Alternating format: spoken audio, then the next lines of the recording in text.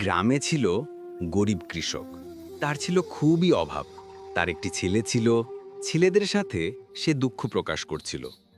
ছেলের সাথে অনেক কথাবার্তা বলার পর কৃষকটি সে কোদাল নিয়ে মাঠে কাজ করতে গেল। কৃষকটি কাজে যায় আর মনে মনে ভাবে, সে যদি একটি গুপ্তধন পেত তাহলে কতই না ভালো হতো।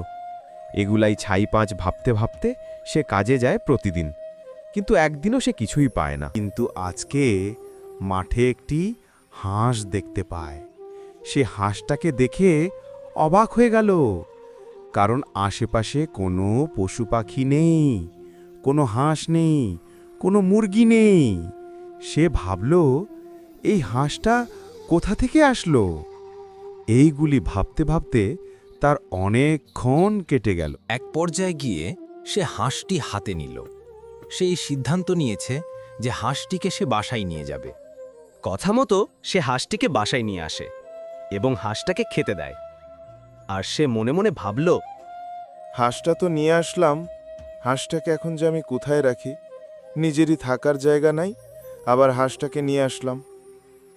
আচ্ছা, সকালে দেখা যাবে, এখন একটু ঘুমাই বাবা। একে একে আমি কি স্বপ্ন দেখছি না তো? এইদিকে সোনার ডিম, এই হাঁস সোনার ডিম পারে। আল্লাহ, এবার মনে হয় আমার দিকে তাকাইছে।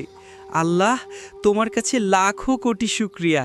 এখন আমি বড় লোক হয়ে যাব আর গরিব মানুষদেরকে সাহায্য করব। তারপর কৃষকটি একটা সোনার দোকানে গিয়ে হাঁসের ডিমটি বিক্রি করে আসে। আসার সময় সে তার ছেলের জন্য, তার জন্য অনেক খাবার কিনে, চাল, ডাল আরও অনেক কিছু। আর এখন কৃষক অনেক বড়লোক হয়ে গেছে। এখন সে দোতলা বাড়ি করছে। তো বাচ্চারা, এই ছিল আমাদের গরিব কৃষক হাঁসের সোনার ডিমের গল্প।